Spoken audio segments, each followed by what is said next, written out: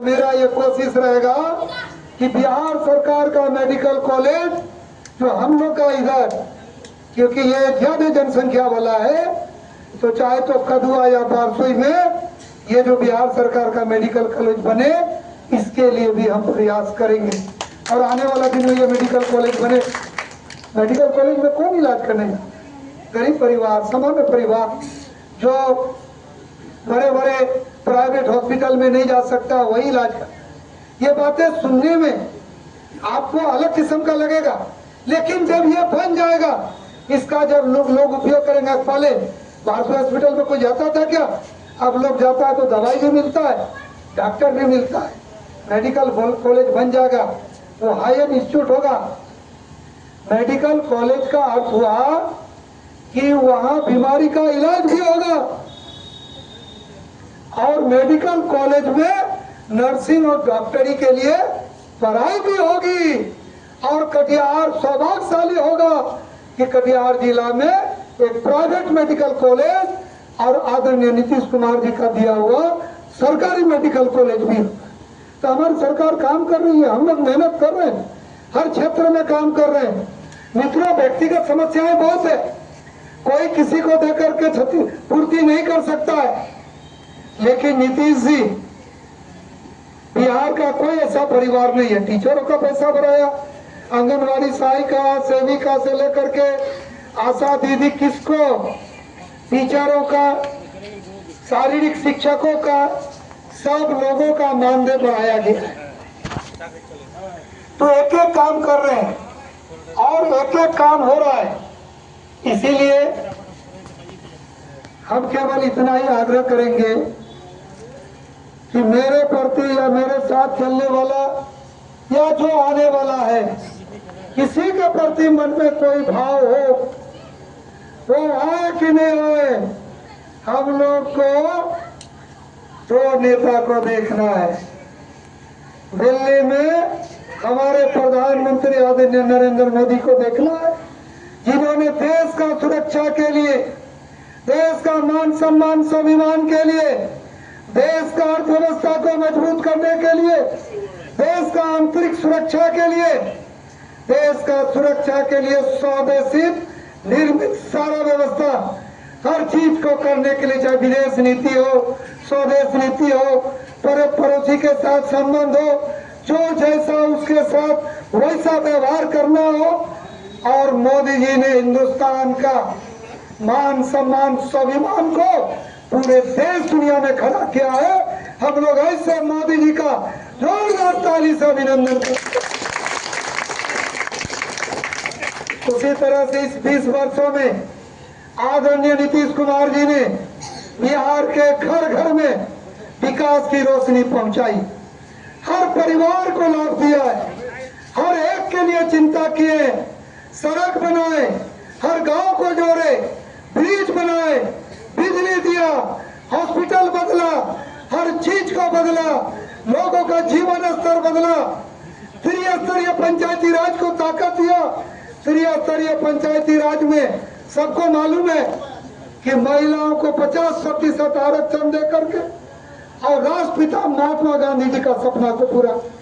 गांधी जी कहा करते थे कि जब तक हिंदुस्तान में गांव के लोग अपने गांव का विकास का रूपरेखा तय नहीं करेगा, तब तक हिंदुस्तान का गांव का विकास नहीं होगा। अब हमारे मनोज जी अपना वार्ड का जो मीटिंग करके, और कहाँ कौन गली कौन रोड बनेगा उसका भेजता है, और उसका भेजा हुआ मीटिंग का प्रस्ताव न वीडियो काट सकता है, न डीडीसी काट सकता है, उसी प्रस्ताव में विकास होता है। ये आदरणीय नीतीश कुमार जी का काम है। गांधी जी ने कहा था कि जब तक नारी को सम्मान नहीं मिलेगा, और नैया जी ने भी कहा है कि देश की आधी आबादी को जब तक बराबरी का सम्मान नहीं मिलेगा तो देश आगे नहीं बढ़ेगा, समाज प्रगति नहीं करेगा। किसी घर में एक आदमी कमाता है और 5 आदमी बैठ के खाता है, जानते उस परिवार का क्या हाल होता है? वो आदमी कमाते कमाते अल्प उम्र में ही बूढ़ा हो जाता है। लेकिन अगर परिवार में सब लोग आगे बढ़ करके परिवार की आर्थिक स्थिति मजबूत करता है, तो केवल वो परिवार मजबूत नहीं होता है, उसके साथ साथ देश और समाज भी मजबूत। और इस काम को आदरणीय नीतीश जी ने किया। आदि आबादी को 50% आरक्षण दिया। अभी तो जुडिशरी में, बिहार सरकार की सभी नौकरी में, बिहार में पुलिस की नौकरी में 35% आरक्षण दिया। हम एमपी थे ना, तो होम अफेयर्स कमेटी में थे, तो पूरे देश के डीजीपी को बुलाते थे और पूरे देश के डीजीपी को कहते थे कि भाई हमारे बिहार में पुलिस की संख्या 22, अभी तो हम लोग 26% चले गए। बिहार के पुलिस में 26% महिलाएं हैं, लेकिन देश में कहीं 14%, कहीं 10%, कहीं 13% है। तो आप लोग सोचिएगा कि दुलालदाई बात क्यों करते हैं। एक समय था कि घर की बेटियों के बारे में कहा जाता था कि ये केवल चूल्हा चौकी कर सकती है, लेकिन आज नीतीश जी ने बता दिया कि इस देश में बेटियां केवल चूल्हा चौकी नहीं कर सकती है, हाथ में राइफल लेकर के और समाज का सुरक्षा भी प्रदान कर सकती है। राइफल लेकर के बेटियां घूम रही है और आपका और हमारा सुरक्षा में अपने को आहूत कर दी। तो ये बड़ी बात है। अब कटिहार में एसडीओ साहब जो आई है, वो भी हमारे ही देश की बेटी है, डीसीलर देश की बेटी है।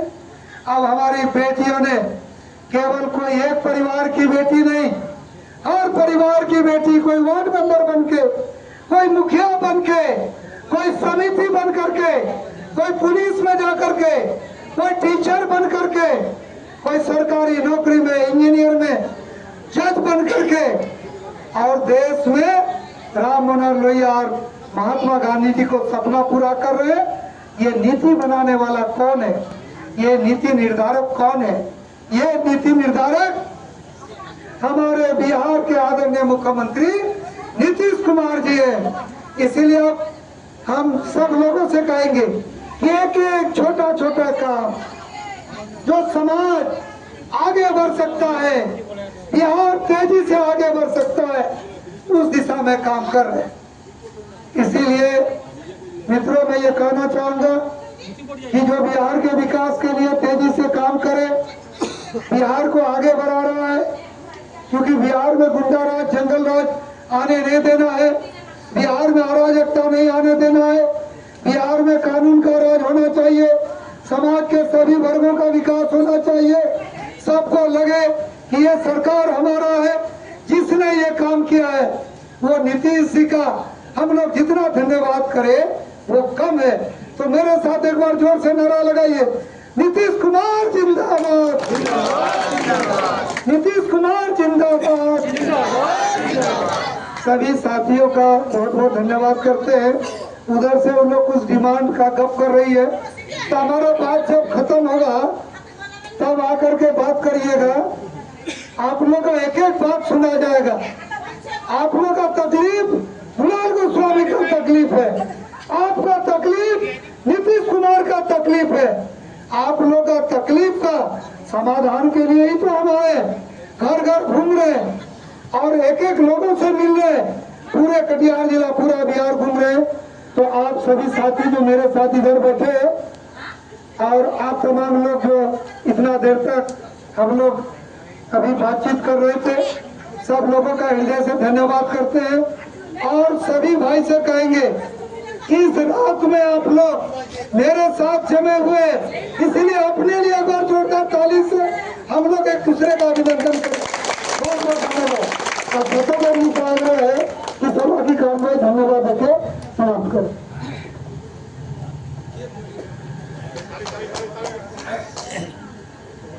माननीय पूर्व सांसद महोदय मनोज जी, दीपक पांडे जी, आज कार्यक्रम को सफल बनाने वाले पटना के सभी ग्रामीण बसल गाँव पंचायत से आए हुए दूर दूर के ग्रामीणगण, आप सभी को धन्यवाद देते हुए, और मौसम इतना खराब मौसम में भी आए इसके लिए हम आपको धन्यवाद देते हैं।